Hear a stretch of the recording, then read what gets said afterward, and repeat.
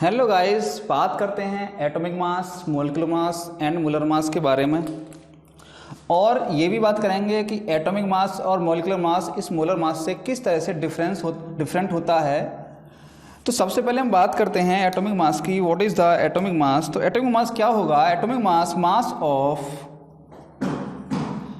One atom of any element is called atomic mass. Basically ये है कुछ नहीं। देखो, यदि मेरे पास किसी भी एलिमेंट का कोई एटम है तो उस एक एटम का जो मास होगा वही होगा एटॉमिक मास। सपोज करो ये मार्कर है, तो इस मार्कर का जो मास होगा वो इसका मास ही तो होगा, वही तो इसका मास होगा। ऐसे एटम में कुछ ना कुछ तो मास होगा। देखो, एटम जो ना बहुत छोटा सा पार्टिकल होता है, तो उस पार्टिकल चाहे वो कितना भी छोटा है उसका कुछ ना कुछ तो मास होगा ना। तो उस मास को ही बोल रहे हैं ये एटॉमिक मास के एटम का मास। यदि वो हाइड्रोजन का मास है तो वो हाइड्रोजन का एटॉमिक मास होगा। यदि वो सोडियम है, सोडियम का एटम है, तो वो सोडियम का एटॉमिक मास होगा। बोलो, क्लियर हो रही है चीजें? नहीं। तो बेसिकली ये क्या है? ये एक एटम का मास होता है, एटॉमिक मास। ठीक है। अब हमारे पास डिफरेंट एलिमेंट होंगे तो उनके मास भी क्या होंगे? डिफरेंट होंगे। अब देखो, एटम की बात करें तो एटम के अंदर इलेक्ट्रॉन होते हैं, प्रोटॉन होते हैं और न्यूट्रॉन होते हैं। एटम के अंदर क्या होते हैं? इलेक्ट्रॉन, प्रोटॉन और न्यूट्रॉन, और तो कुछ होता नहीं है इनके अंदर। तो इनका जो मास होगा, इलेक्ट्रॉन, प्रोटॉन और न्यूट्रॉन का मास जो होगा वही एटॉमिक मास के बराबर होगा।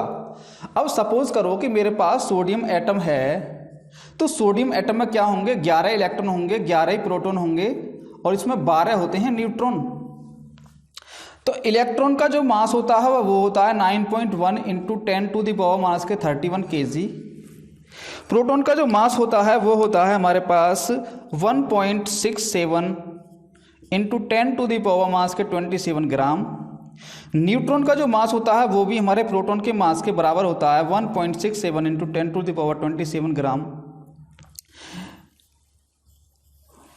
तो इनका जो मास है वही एक्चुअल में एटम का मास है।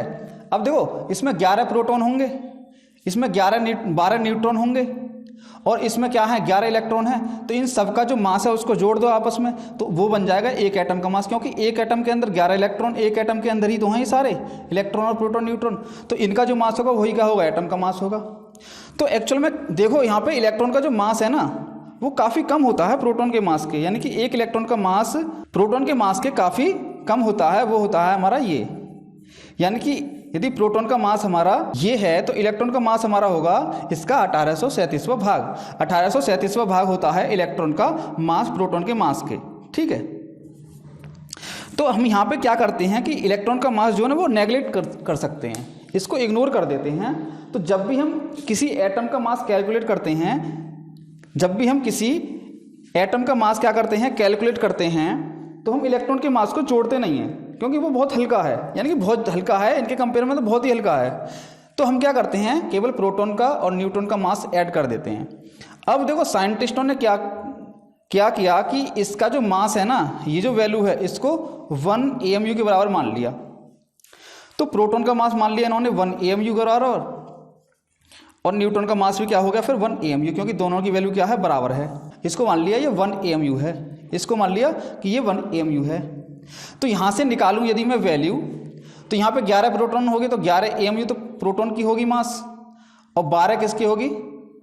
न्यूट्रॉन की AMU वैल्यू। यानी कि 12 न्यूट्रॉन है और एक न्यूट्रॉन का मास कितना है? 1 AMU। तो ये होगी हमारी सोडियम का जो एटॉमिक मास बन गया वो क्या बन गया? 23 AMU। बोलो, क्लियर? क्योंकि इलेक्ट्रॉन का जो मास है वो तो काफ़ी कम है ना, इसको हम क्या कर रहे हैं? इग्नोर कर रहे हैं।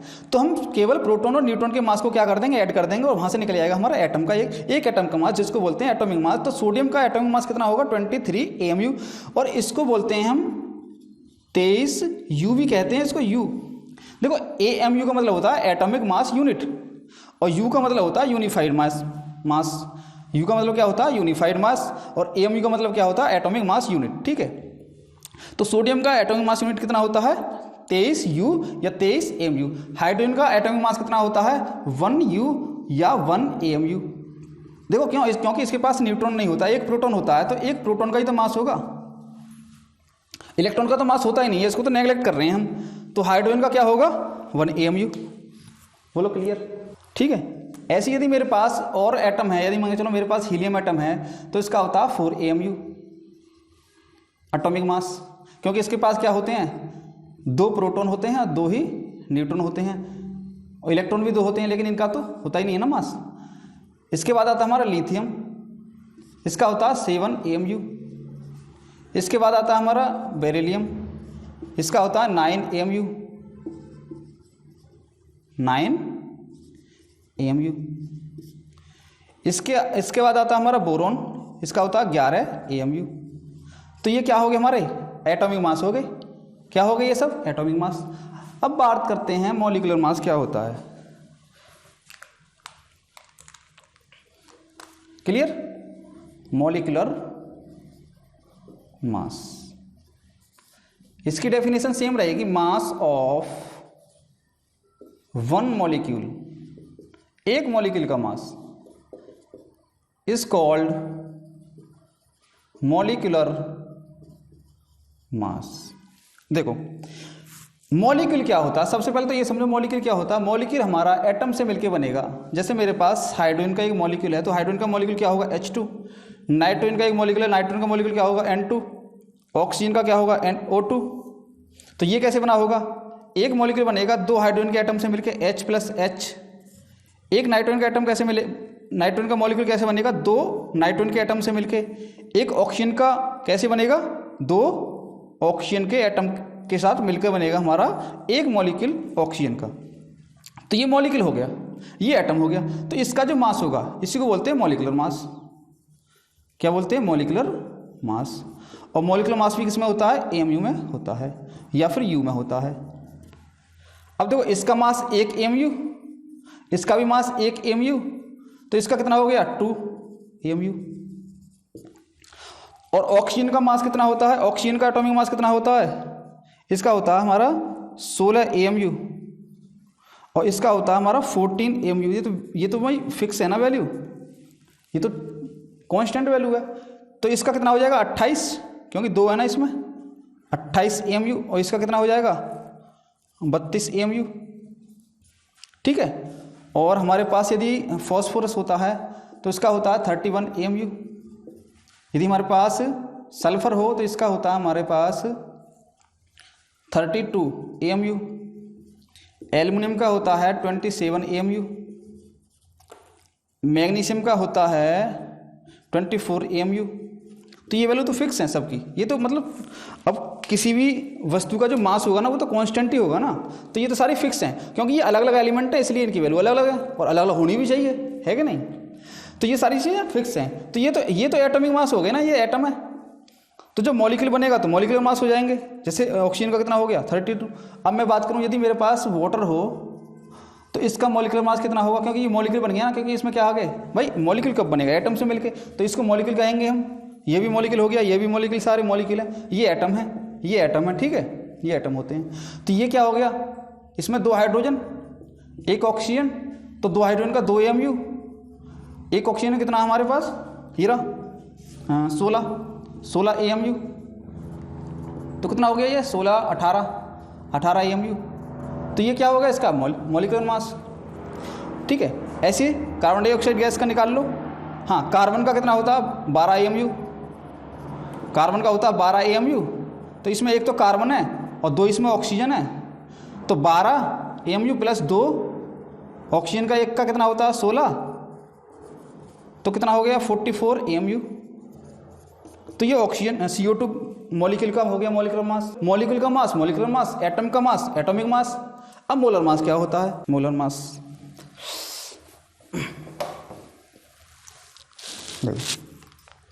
मोलर मास जो होता है वो है हमारा mass of 1 mole of atoms और मॉलिक्यूल्स, एटम्स और मॉलिक्यूल्स इन ग्राम। एटम और मॉलिक्यूल्स के एक मोल का जो मास होगा ग्राम में उसको कहते हैं मोलर मास।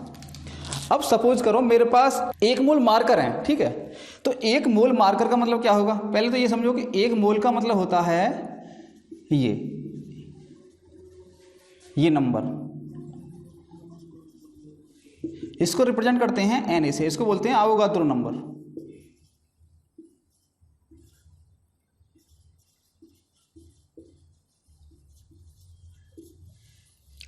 तो ये क्या है, ये एक मोल की वैल्यू है। तो इतने सारे एटम का और मॉलिक्यूल का जो मास होगा उसको बोलते हैं मोलर मास। जबकि एक एटम का मास होता है एटॉमिक मास, एक मॉलिक्यूल का मास होता है मॉलिक्यूलर मास। और जब इतने सारे एटम होंगे या इतने सारे मॉलिक्यूल होंगे तो वो बनेगा हमारा, वो क्या बनेगा हमारा मोलर मास। फॉर एग्जाम्पल मेरे पास एक मोल नाइट्रोजन के एटम हैं तो कितने एटम होंगे, इतने एटम होंगे कि नहीं, तो इनका कुछ ना कुछ तो मास होगा, तो उस मास को बोलते हैं मोलर मास, क्योंकि वो एक मोल का हो गया। मेरे पास एक मोल मार्कर हैं तो इनका मास हो गया इसका मोलर मास। मेरे पास यदि एक मोल फोन है, मोबाइल फोन, तो उसका मास, उनका मास क्या हो गया, मोलर मास।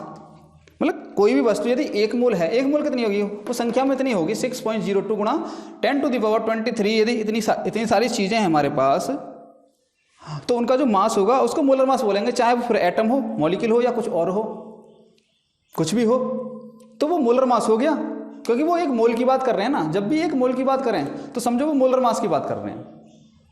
तो मोलर मास में बेसिकली क्या होते हैं, एक मोल एटम या मॉलिक्यूल्स होते हैं, ठीक है, तो उनका जो मास होता है वो क्या होता है, हमारा मोलर मास होता है। तो हाइड्रोजन का जो मोलर मास होता है ना वो 1 ग्राम होता है, ठीक है, ग्राम में होती है इसकी वैल्यू। अब देखो समझो इस बात को कि अभी हमने बताया कि हाइड्रोजन का जो एटॉमिक मास होता है वो होता है 1 AMU, और हाइड्रोजन का जो मोलर मास होता है वो होता है 1 ग्राम। और एक AMU का मतलब क्या होता है, 1.67 गुणा 10⁻27 ग्राम, ये इसकी वैल्यू थी एक AMU की। तो ये वैल्यू देखो कितनी कम है, देख रहे हो ना आप, कितनी छोटी वैल्यू है, 10⁻27 ग्राम वैल्यू, मतलब कितनी छोटी वैल्यू है। तो ये एक एटम का मास है। अब ऐसे ही मैं एक मोल एटम ले लूँ, कितने, एक मोल एटम यानी कि इतने एटम ले लूँ, तो इनका जो मास होगा तो बढ़ जाएगा ना मास, तो वो हो जाएगा हमारा 1 ग्राम।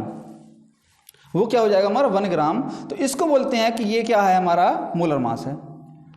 तो मोलर मास हमारा किसका, एलिमेंट का भी हो सकता है, मोलर मास हमारा मॉलिक्यूल का भी हो सकता है, एटम का भी हो सकता है, ठीक है। अब सपोज करो मेरे को निकालना है हाइड्रोजन गैस का मोलर मास क्या होगा।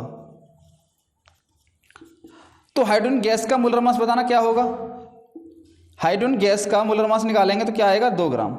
कैसे, क्योंकि यदि हमारे पास एक एटम होता है तब आता है 1 ग्राम। अब यहाँ पे एक मॉलिक्यूल के अंदर 2 एटम आ गए तो हो गया 2 ग्राम। अगर मेरे पास ऑक्सीजन का मोलर मास पूछे तो कितना होगा हमारा, 16 ग्राम। और यदि कोई पूछे कि ऑक्सीजन गैस का मोलर मास क्या होगा तो 32 ग्राम। ये वैल्यू क्या होती है, सारी फिक्स होती है, क्योंकि एटम का जो मास होता है वो भी तो फिक्स ही है। तो ये वैल्यू क्या होगी, फिक्स होगी। ऑक्सीजन का हमारा मोलर मास कितना हो गया, 16 ग्राम, ठीक है। यानी कि जब भी हम मोलर मास की बात करेंगे तो वो AMU से ग्राम में पहुंच जाएगा, बात खत्म। AMU से क्या बन जाएगा, ग्राम बन जाएगा। जैसे कि ऑक्सीजन का एटॉमिक मास कितना होता है, 16 AMU, और ऑक्सीजन का मोलर मास कितना हो गया, 16 ग्राम, है कि नहीं। सिर्फ AMU हटा के ग्राम लगा दो। ऑक्सीजन गैस का मॉलिक्यूलर मास कितना हो गया, ऑक्सीजन के मॉलिक्यूल का मास कितना हो गया, यानी इसका मॉलिक्यूलर मास कितना हो गया, 32 AMU, क्योंकि एक मॉलिक्यूल का मास, और इसका मोलर मास कितना हो गया, 32 ग्राम। AMU को हटाओ, ग्राम लगा दो। सिंपल है कि नहीं, क्योंकि मात्रा बढ़ जाती है ना, क्योंकि संख्या बढ़ जाती है। जब भी एक मोल की बात करते हैं तो संख्या इतनी हो जाती है, तो बहुत सारे हो गए ना फिर तो वो वैल्यू ग्राम में आती है। ऐसे ही वाटर, इसका मॉलिक्यूलर मास होता है हमारा 18 ग्राम, और इसका मोलर मास कितना हो जाएगा, सॉरी मॉलिक्यूलर मास इसका होता है 18 AMU, मोलर मास हो जाएगा 18 ग्राम। सारी चीज़ क्लियर होगी ना, molar mass, molecular mass, atomic mass होगी।